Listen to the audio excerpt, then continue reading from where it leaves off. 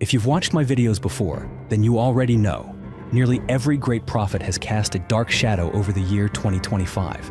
But as we followed the clues left behind by these prophecies, another discovery emerged, one that made everything feel even more ominous.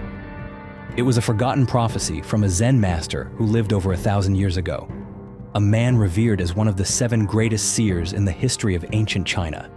His name was Huangbo Shiyun, and within an almost lost collection of classical poems, he left behind 14 prophetic verses. Astonishingly, 12 of those 14 have already come true.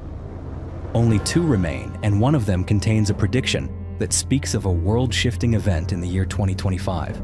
So what exactly did this ancient monk foresee? Let's find out in today's story.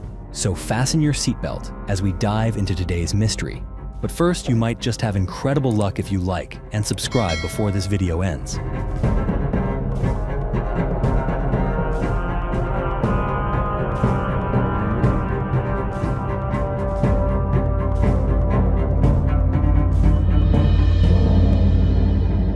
In Europe, the name Nostradamus is often invoked as the quintessential symbol of prophecy. But in the East, there exists a figure no less revered by later generations. A man remembered not only as a deeply enlightened monk, but also as a prophet whose visions transcended time itself. His name was Zen master Huangbo Shiyun. According to historical records, he lived during China's Tang dynasty, more than 1,000 years ago. But Huangbo was not a mystic in the conventional sense. He did not travel from town to town delivering cryptic sermons or promising salvation to the masses. Instead, he withdrew from the world, dedicating his life to asceticism and deep meditation. He believed that only by letting go of worldly attachments could one truly grasp the essence of the universe. And yet, his life was far from dry or detached from history. On the contrary, it was his profound ability to bridge the sacred and the worldly that made him such a singular figure. On one occasion, it is said that he struck the future Emperor Xuanzang of Tang squarely across the face, an act of startling defiance, meant to teach the young ruler about compassion and humility. In any culture, a monk daring to raise his hand to a future sovereign is a rare and audacious thing. It revealed that Huangbo was not merely a spiritual recluse, but a man with a vision that defied the limitations of his era. When Xuanzang eventually ascended the throne, he did not retaliate. Instead, he bestowed upon Huangbo a Dharma title, the Rude Monk, a humorous yet deeply respectful moniker. The emperor himself ordered that all of Huangbo's teachings be transcribed, among them a collection of 14 prophetic poems. Each verse was like a shard of history, written in a rich classical language filled with symbolism, a kind of cryptic code whose true meaning would only be uncovered by future generations. No one could have foreseen that 800 years later, these seemingly innocuous verses would begin to unfold with chilling accuracy. From the fall of the Ming dynasty to the rise of the Qing, from bloody civil unrest to the golden age of Kangxi, Yongjing, and Qianlong, every major event in the long arc of Chinese history appeared to be foretold in Huangbo's verses, as if he had held time itself in his hands. But what has left modern scholars truly astonished is a detail hidden within the final 2 poems, an explicit reference to the year 2025. Why would a Zen master from over a millennium ago leave behind a prophetic trace of a year far beyond his own time? And more intriguingly, why does this same year appear repeatedly in the visions of mystics and prophets from entirely different corners of the world, separated by centuries, culture, and geography with no connection between them? Let us now move on to the next part to explore how Zen master Huangbo came to foresee the future. In the sweeping arc of ancient Chinese history, the Ming dynasty is often remembered as one of the last great empires of Han Chinese rule. With achievements spanning culture, science, and diplomacy, the Ming once stood as a brilliant pinnacle of Eastern civilization. And yet, like all glory in history, that brilliance would eventually fade. What's truly astonishing is that the downfall of this mighty dynasty may have been foretold 8 centuries earlier, in the very first prophetic poem left behind by Zen master Huangbo.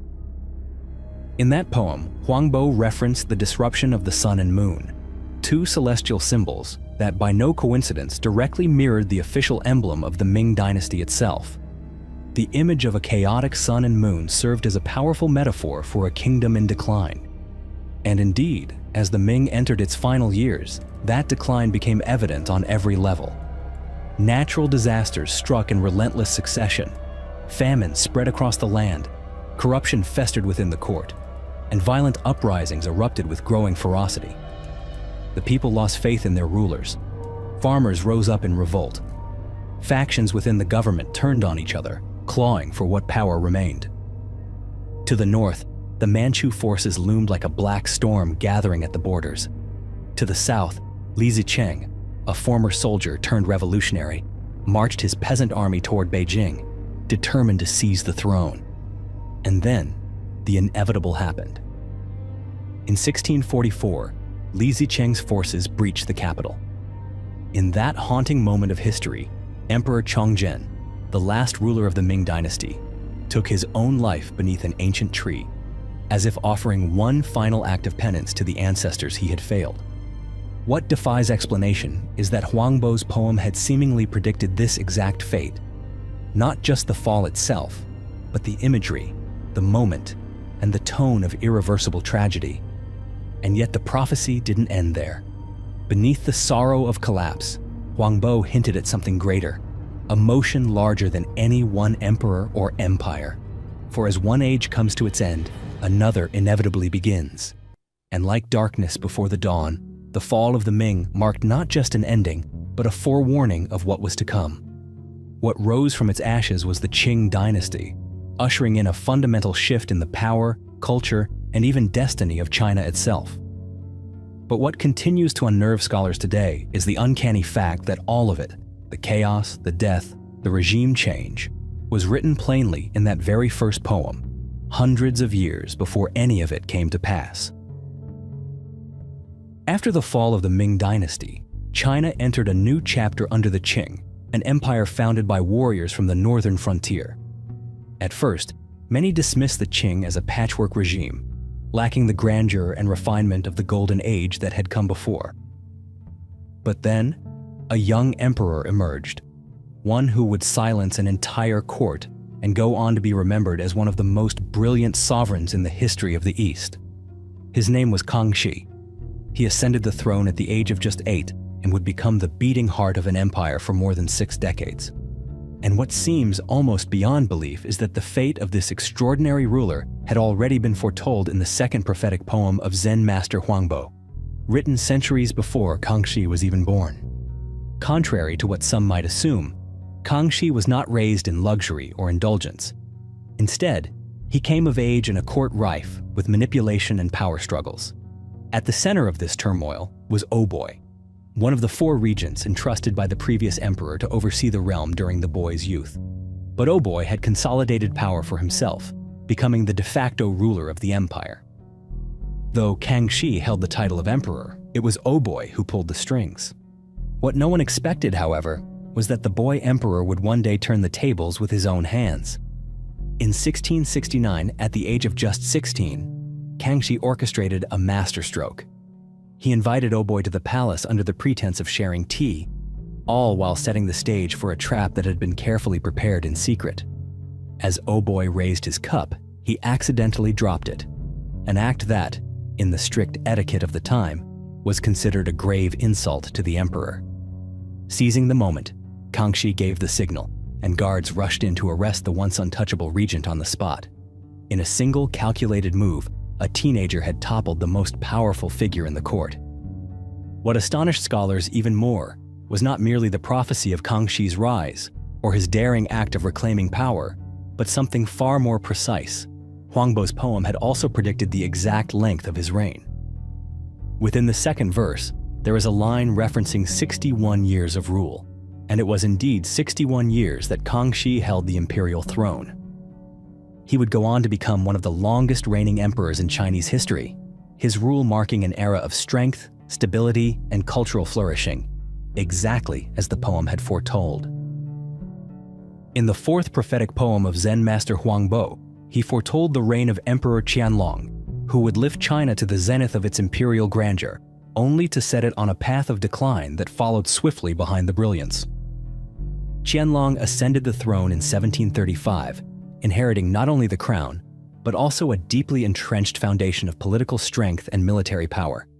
He quickly consolidated authority, expanded the empire's borders, and led the Qing dynasty to what many consider the absolute pinnacle of power in Chinese imperial history. Under his reign, China controlled vast territories, exerted influence over neighboring nations, and its citizens experienced a rare and celebrated era of prosperity. And just as the fourth prophetic poem had stated, Huangbo predicted that Qianlong would reign for 60 years. At first, many believed this forecast to be incorrect. Qianlong himself had declared that he would not rule longer than 60 years as a gesture of respect, refusing to outshine the 61-year reign of his grandfather, Emperor Kangxi. True to his word, in 1795, at the age of 85, Qianlong abdicated and passed the throne to his son, Yongyan, who would become Emperor Jiaqing. But the truth was more complicated. Although he stepped down in name, Qianlong continued to wield actual power behind the scenes, ruling as Taishang Huang, or retired emperor, for another 4 years until his death in 1799. By the time he relinquished the throne, the empire was already entering a period of decline. Though Qianlong had once been a model sovereign, his later years were marked by superstition and a dangerous tolerance for corruption. The once vibrant court became bloated and sluggish, and the brilliance of its peak was steadily dimmed by the growing shadow of collapse. Indeed, after Qianlong's death, China faced mounting crises, from internal rebellions and economic weakening to increasing pressure from the industrialized powers of the West. And as uncanny as it may seem, all of this had already been written, quietly, poetically, and centuries ahead of its time, in the prophetic verse of Master Huangbo.